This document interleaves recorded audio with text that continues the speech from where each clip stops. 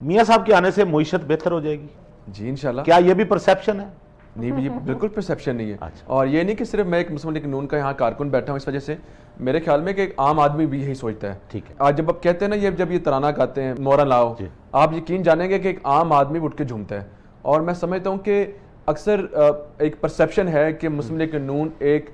Medal lower class کے لیے ہے۔ اگر یہ پرسیپشن ہے تو میں سمجھتا ہوں کہ اس میں بڑی خوبصورت بات ہے کہ اس کے مطلب ہماری جو میجورٹی پاکستانی یہی ہے، اور ایک عام پاکستانی کو بہت زیادہ امید ہے۔ آپ یقین مانیں گے اکثر میں جب اپنے کیمپین کے لیے نکلتا ہوں، ہمارے جیسے بہت سے لوگوں کو شاید اپنے اوپر گمان ہوگا کہ ہمارا اپنا ووٹ ہے، لیکن کسی کا ووٹ نہیں ہے، ووٹ میاں نواز شریف کا ہے۔ یقین مانے میں گلی میں جاتا ہوں تو ایک عام آدمی بھی کہتا ہے کہ میاں نواز شریف آئے گا تو ملک بہتر ہوئے گا۔ آپ یقین مانیں کہ ایک امید ہے، دیکھیں نا کہ he has given Pakistan bigger projects، تو یہ کہنا صرف الفاظی چیزوں میں نہیں ہے۔ آپ نے مجھ سے پوچھا، میں تو کہہ دوں گا کہ جی میاں صاحب کا یہ پرسیپشن ہے، یہ واقعی ایسا ہوگا، لیکن فیکٹس کے اوپر، کیونکہ آپ کا ان سے تعلق ہے اس لیے آپ کہیں گے۔ جی میں فیکٹس کے اوپر بات کروں گا۔ ٹھیک ہے، اب تعلق دیکھیں، آپ کی بات بڑی ہو،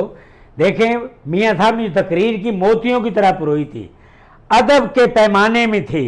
عزت تھی، ہیں جی پیار تھا لوگوں کے لیے، ایک بھی ایسا الفاظ نہیں بولا کہ مخالف محسوس کرے کہ بھئی اندے دل وچ کوئی عداوت ہے۔ اچھا فیصل صاحب، یہ واقعی صحیح بات ہے کہ اس دفعہ ان کی جو سپیچ تھی وہ جیسے ہم کہتے ہیں نا ایک روایتی سپیچ ہوتی ہے لیڈرز کی کہ جی ہمارے سیاست میں یہ بڑا رواج ہے کہ بدلے لیے جاتے ہیں، اور لیکن اس بار ان کی سپیچ بہت ڈیفرنٹ تھی کہ وہ سو پولائٹ، اور انہوں نے کوئی بدلے کی بات نہیں کی، صرف اور صرف پاکستان کے بارے میں بات کی۔ آپ یقین جانیں گی جو آپ نے ابھی بات بولی ہے نا، میں اس ٹائم ایک پنڈال کے اندر تھا، اور کیونکہ میں اپنی عوام کے ساتھ تھا، آپ یقین جانیں گی کہ سامنے سکرینز لگی ہوئی تھی، میاں صاحب سپیچ کر رہے تھے، تو ہماری گردنیں ایسی تھی کہ ایک ایک الفاظ کا ہم انتظار کر رہے تھے کہ what is he going to say, اور ایک کافی زیادہ ووٹرز ایسے بھی ہوتے ہیں جو کہتے ہیں کہ میاں صاحب ایسی کی تیسی آپ حکم کریں، لیکن نو، انہوں نے ایسی کوئی بات نہیں کی، نہ انہوں نے پہلے کبھی ایسی بات کی ہے، نہ آج تک کی ہے، اور ٹی وی کے سامنے نہیں۔ ابھی تو آپ نے ان کی سپیچ سنی ہے نا، انہوں نے بند کمرے میں بھی ایسی کبھی چیز کو ترجیح نہیں دی۔ آپ یقین جانیں گے کہ ایک وہ وقت تھا جب 2016 17 15 میں جب ہماری حکومت تھی اور عمران خان صاحب جلسے کرتے تھے، اور اکثر جاتی عمرہ کے سامنے جلسے کرتے تھے، اکثر ایسا ہمیں پتہ چلا کہ جاتی عمرہ کے سامنے جی جلسہ کرنے لگے۔ اب ورکر تو ورکر ہوتا ہے،